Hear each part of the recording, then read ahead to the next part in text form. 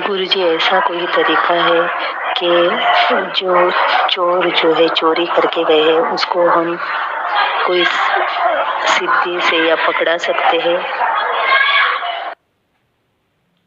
प्रणाम आपको। हाँ, प्रणाम आप सभी को। ऐसी कोई सिद्धि है जिसके उपलब्ध होने के बाद हम किसी चोर को, अगर वो चोरी कर ले तो हम उसे पकड़ सकें। संसार में बहुत अलग अलग किस्म की सिद्धियां हैं और बहुत अलग अलग लोगों ने इन सिद्धियों को सिद्ध करा हुआ है। और मैं ऐसा नहीं कह सकता कि ये भ्रम है और अनपढ़ और गंवार लोग इसी बात को मानते हैं, ऐसा भी नहीं कह सकता। पढ़े लिखे लोग भी इस बात को मानते हैं, समझदार लोग भी इस बात को मानते हैं। क्या सच में ऐसी सिद्धियां होती हैं?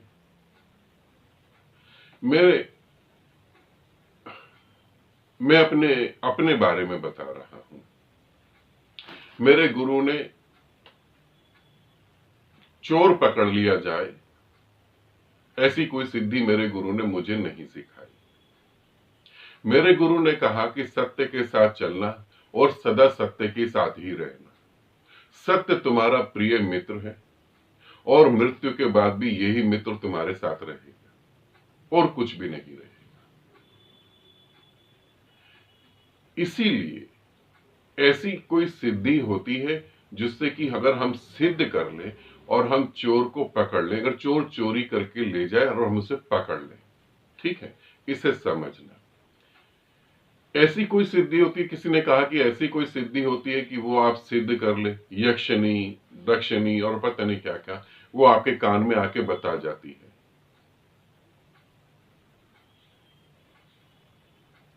मैं सीधे सीधे आपको ये कहना चाहता हूं, आप मेरी बातें आपको अच्छी भी नहीं लगेंगी, मेरे को पता है।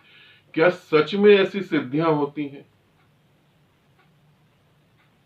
यदि ऐसी सिद्धियां होती हैं तो हम इतना सारा पैसा खर्च करके अपने बच्चों को सुरक्षा विभाग में क्यों भेजते हैं? थोड़ा सा सोचें। क्यों हम उसे कहते हैं कि हाँ, आप पुलिस डिपार्टमेंट में चले जाओ, आप सीबीआई डिपार्टमेंट में चले जाओ, आप आर्मी में जाओ? हम क्यों कहते हैं? आरुषि हत्याकांड हुआ यहाँ नोएडा में, कुछ साल पहले की बात है। उस बच्ची का मर्डर हो गया और बहुत मुश्किल पड़ गई कि मर्डर करा किसने है, बहुत मुश्किल पड़ गई। अगर ऐसी सिद्धियां होती हैं तो जज को भी इतना परेशान नहीं होना चाहिए, पुलिस डिपार्टमेंट को इतना परेशान नहीं होना चाहिए। उनको बताना चाहिए, फर्स्ट डे या सेकंड डे ही बताना चाहिए कि आरुषि मर्डर केस जो है उसमें जिसने मर्डर करा है वो ये व्यक्ति है। कान में कुछ सिद्धियां बता जाती हैं तो जितने भी बच्चे आईपीएस आईएएस की तैयारी कर रहे हैं उनको आईएएस की तैयारी छोड़ देनी चाहिए। उनको ये सिद्धि करनी चाहिए और कान में वो उनके सिद्धि बता दे कि आईएएस के एग्जाम में ये सब आने वाला है, क्लियर कर लो। कहां इतनी मेहनत कर रहे हो?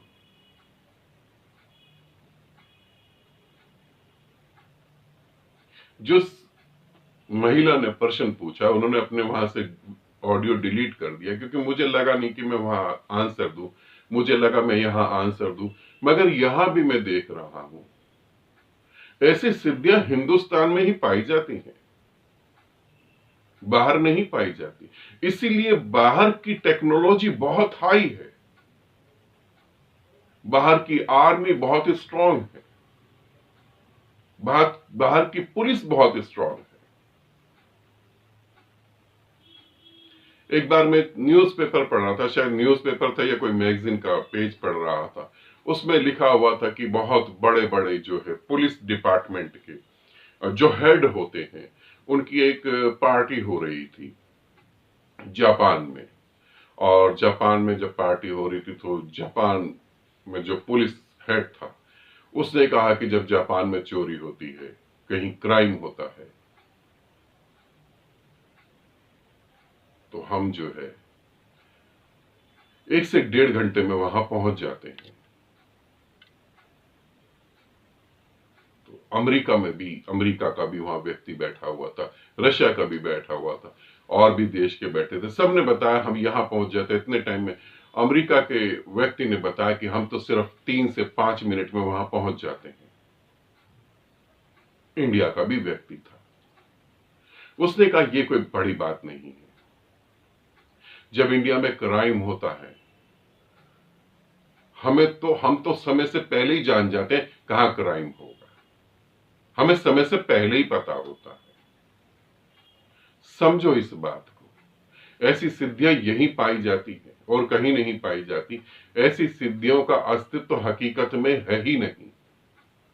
यदि ऐसी सिद्धियों का अस्तित्व होता तो कितनी सारी प्रॉब्लम खत्म हो जाती। हम जहां जज की सीट पे जज को बिठाते हैं, हम वहां ऐसे मंत्र को सिद्ध करने वाले व्यक्तियों को क्यों नहीं बिठाते? मेरा प्रश्न आप सभी से है। अगर ऐसी सिद्धियां होती हैं तो हमें पुलिस डिपार्टमेंट की जरूरत क्या है? अगर ऐसी सिद्धियां होती हैं तो हमें आर्मी की जरूरत क्या है? कब पड़ोसी मुल्क हम पे मिसाइल फेंकेगा, सिद्धियों से हम पता लगा सकते हैं।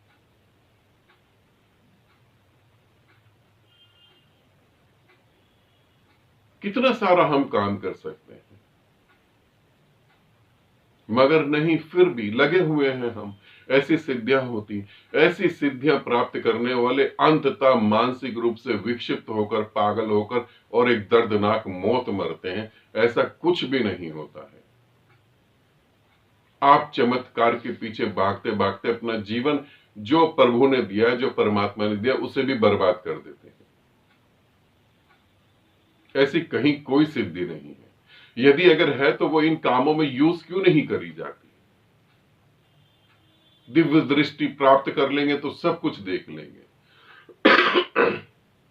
तो सब कुछ देख लेना, सब कुछ देखें और देश का भला करें। मैं तो कहूंगा अगर ऐसी सिद्धियां हैं और ये सिद्धियां हासिल करने के बाद व्यक्ति देश का भला नहीं करता तो देश का गद्दार होगा वो व्यक्ति। तो फिर जो देश का भला करे वही तो सही है, और जो देश का भला ही नहीं कर रहा तो वो गद्दार कहलाता है। आपके पास टैलेंट है, आप देश को कुछ हेल्प नहीं कर रहे हैं। परमात्मा ने दिमाग दिया है, थोड़ा उस दिमाग से सोचो। क्यों अपना कीमती समय तुम बर्बाद कर रहे हो? थोड़ा समझने की कोशिश करो।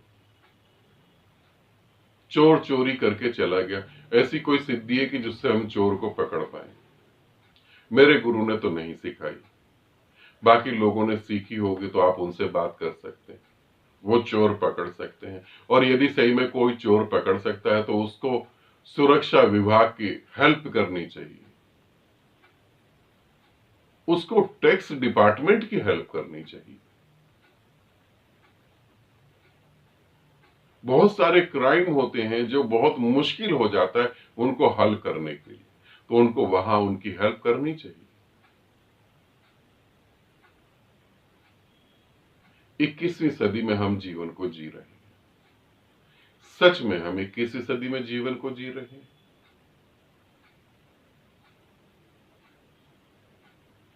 मेरे गुरु ने सिर्फ यही कहा, सत्य के साथ चलो, सदा सत्य के साथ रहो, अंततः सत्य ही तुम्हें गति देगा। सुना है ना, जब कोई मर जाता है, सत्य बोलो, गत्य है, तभी गति हो पाती है। वरना हम मृत्यु के समय ये क्यों कहते हैं? और मृत्यु के समय जोर जोर की बोल रहे हो तो जो बेचारा बोलना था जिसे सत्य, वो तो मर ही चुका। नहीं, मेरे गुरु ने ये सिद्धि मुझे नहीं सिखाई, इसीलिए मैं आपकी मदद नहीं कर सकता। चोर ढूंढने में तो नहीं कर सकता, परमात्मा ढूंढने की बात हो तो जरूर कर सकता हूं। ठीक है, आनंदित रहें, सदा खुश रहें। बहुत बहुत प्रेम आप सभी को।